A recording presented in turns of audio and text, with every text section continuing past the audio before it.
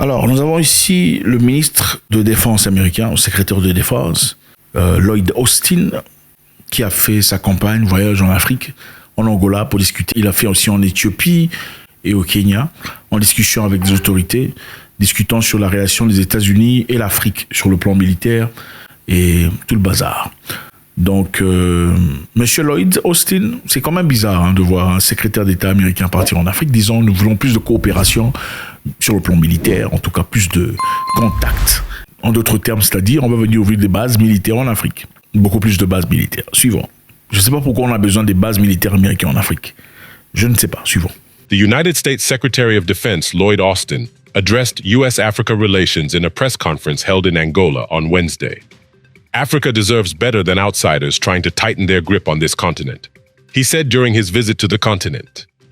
He is here to try to enhance U.S.-Africa military cooperation, meaning more American military bases in Africa.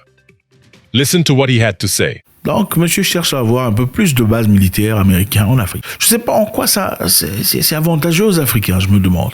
En quoi est-ce avantageux d'avoir des nouveaux bases militaires américaines en Afrique? Je me demande. Also here to underscore an important point, and that is that Africa matters. L'Afrique est importante. Wow. L'Afrique est importante. Wow. OK. It matters profoundly to the shape of the 21st century world. L'Afrique, on en a besoin au 21e siècle. Wow. Félicitations, les amis. C'est nouveau, ça. And it matters for our common prosperity and our shared security. L'Afrique est importante pour la prospérité et la sécurité du monde. Wow. Ça, c'est clairement parce que la fois dernière, quand on a demandé aux gens de voter contre la Russie, attendez, on a demandé de voter contre la Russie pendant qu'elle faisait sa campagne de guerre contre l'Ukraine aux Nations Unies, et beaucoup d'Africains n'ont pas voté. Beaucoup de pays africains se sont absentés, sciemment. Ils ont refusé de voter contre la Russie, contre l'action de la Russie en Ukraine. Pourquoi ? Parce que, clairement, les Africains ont des relations beaucoup plus fluides avec la Russie. Alors, il était important de venir en Afrique et vous faire la leçon. And Africa also matters deeply to the United States and to my boss, President Biden. L'Afrique est important à mon chef, le président Biden, mon boss. And I can tell you firsthand that the president believes that Africa's success is crucial to all of our futures. The United States is deeply committed to making sure that Africa enjoys all of the protections of the international rules and norms that advance security and prosperity. L'Afrique mérite de bénéficier de la protection globale, de tout ce qu'il y a de possible. Protection contre quoi, je me demande. You know, other countries may see African countries as proxies or even pawns. But we see African nations as partners.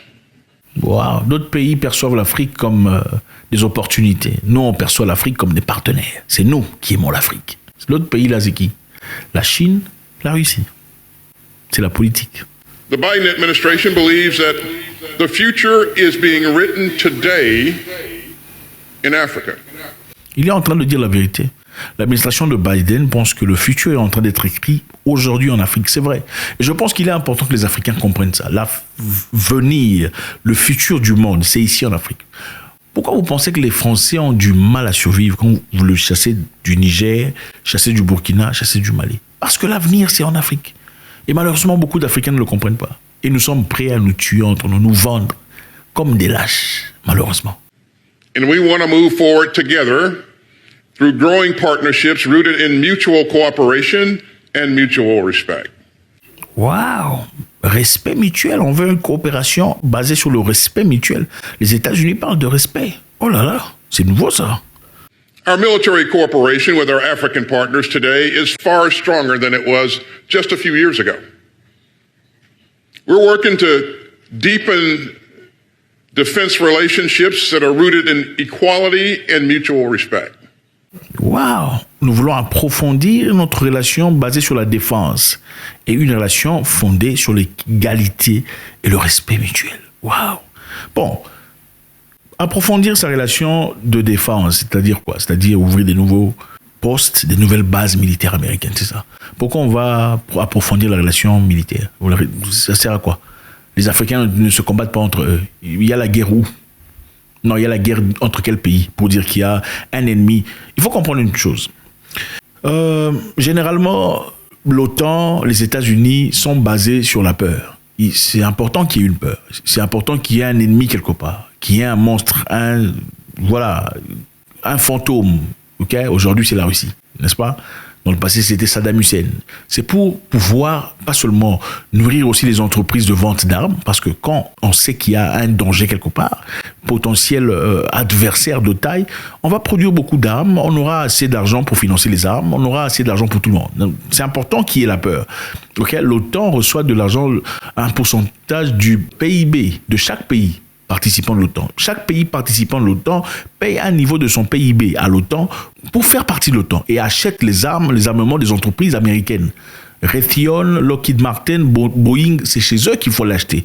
Donc si tu es par exemple membre de l'OTAN et que tu as besoin d'armement, il faudrait essentiellement une grande partie aller acheter chez Lockheed Martin, chez Raytheon. Ce sont ces gens-là qui sponsorisent les gens du gouvernement. Beaucoup de gens du gouvernement, c'est-à-dire beaucoup de sénateurs, beaucoup de gouverneurs, même le président. Ces entreprises de vente d'armes sponsorisent le président de la République pendant sa campagne électorale. C'est eux qui payent pour tout. Maintenant, quand tu deviens président ou sénateur, tu ne vas pas envoyer l'ascenseur. Bien sûr que tu la feras.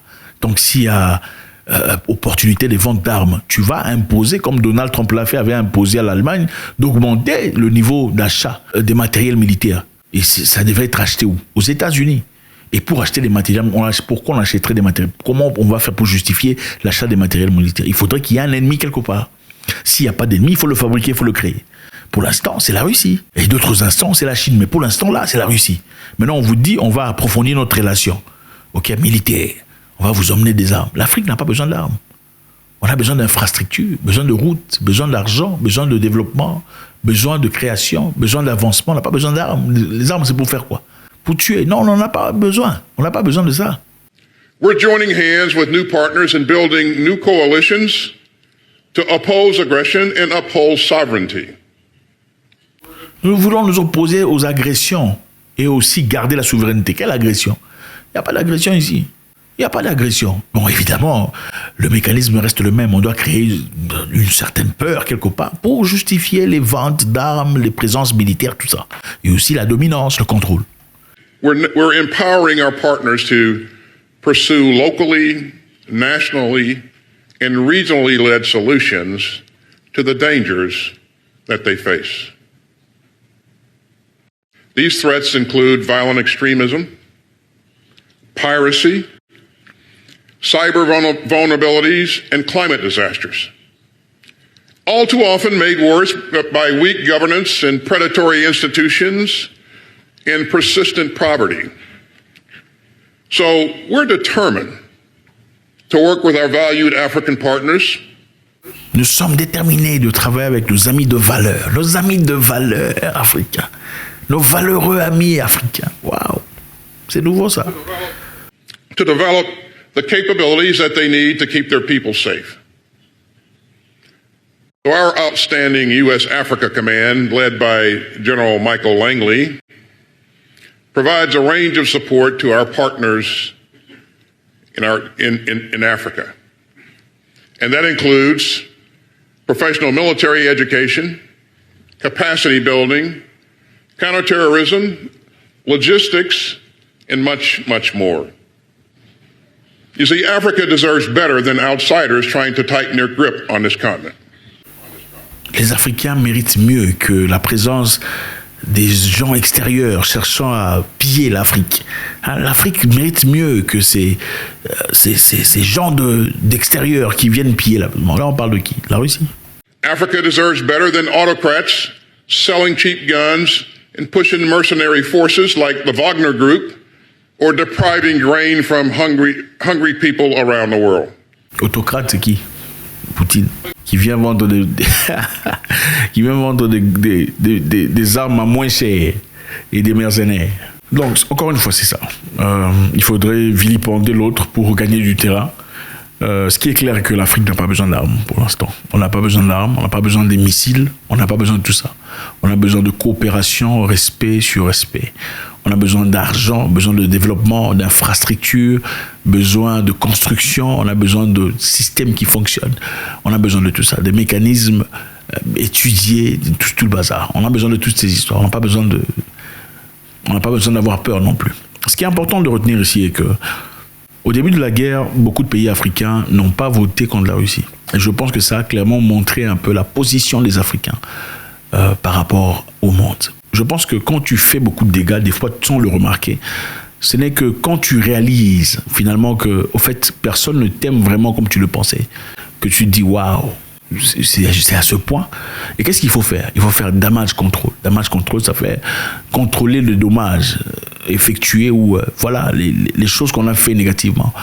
Les États-Unis clairement réalisent qu'ils ont perdu leur contrôle par rapport aux pays africains. Pourquoi? Parce que leur politique, généralement, est une politique des menaces. Si vous faites ça, on vous sanctionne. Vous ne faites pas ça, on vous sanctionne. Vous ne faites pas comme nous, on vous sanctionne. Vous n'êtes pas avec nous, vous êtes nos ennemis. Et c'est fatigant, comme l'a dit le président érythréen. C'est aussi fatigant, comme l'a reconnu un sénateur américain, disant que les États-Unis doivent changer sa politique internationale. Pendant que nous agressons les gens, les Chinois vont là-bas pour construire des routes. Ils sont là pour les mêmes raisons, mais ils sont là-bas. C'est vrai qu'ils sont là pour voler, mais bon, ils volent en donnant. Ils construisent des routes, ils construisent des rails. Au Kenya, par exemple, ils en ont construit. En Éthiopie, ils en ont construit. L'Union africaine est construite par les Chinois. Ils construisent des établissements. Ils essaient de faire de leur mieux, sans s'imposer ou dire aux gens comment il faut vivre leur vie, qu'est-ce qu'il faut choisir. Il faut accepter papa et maman, sinon nous allons vous abolir de tout ça. On va vous effacer de la carte. Chose qui s'est passée en Ouganda récemment avec le président. Vous le savez tous. Il a été menacé et tout le bazar. Okay? On lui a coupé le financement qu'on offrait aux gens atteints du VIH à hauteur de 300 millions de dollars par les États-Unis parce que le président ougandais aurait choisi d'accepter cette loi qui abolissait les papas et les mamans. Donc c'est quand même un pays indépendant. Ils ont le droit de choisir ce qu'ils veulent. Et le président ougandais, par défiance, est parti en Russie immédiatement. Il a dit, on ne m'a pas invité, mais je suis parti visiter. C'est ça. Finalement, on ne peut pas être fort tout le temps. Il faut savoir apaiser, adoucir un peu sa force. Même parmi les amis, quand tu es celui qui est toujours fort, les gens commencent à t'éviter. On commence à t'éviter. À un moment donné, il faut faire semblant d'être faible. Mais malheureusement, ce n'est pas la politique internationale de nos frères américains. Et je pense qu'ils l'ont vu, ils l'ont saisi. Vous vous rappelez, il y a la dame qui est venue en Afrique dire tout celui qui osera marchander, échanger avec la Russie sera sanctionné. Les gens sont fatigués de ça. Et il était important que monsieur vienne faire un petit tour en Afrique, présentement, pour aller dire, bon, nous sommes avec vous, voilà, nous allons vous soutenir, on veut une coopération beaucoup plus approfondie sur le plan militaire. Justement, l'objectif, c'est d'essayer de contrer les Russes, et la Chine, c'est ça. Mais je pense que les Africains ne sont pas dupes. L'Afrique veut être indépendante pour de vrai. On ne veut plus les discours d'anciens, tout ça. Et vous remarquez, souvent, on se sert toujours d'une personne qui vous ressemble. Quand il faut vous parler dans le cœur. On n'en verra jamais quelqu'un de différent. C'est une personne qui vous ressemble. Ouais. Quand il faut vous menacer, c'est une personne qui vous ressemble qu'on envoie. Quand il faut vous aimer aussi, c'est une personne pour pas que ça sonne supérieur à inférieur. Merci infiniment les amis, c'est toujours avec beaucoup de plaisir. Votre contribution est très nécessaire. Ne partez pas sans le laisser. On veut vous lire. God bless.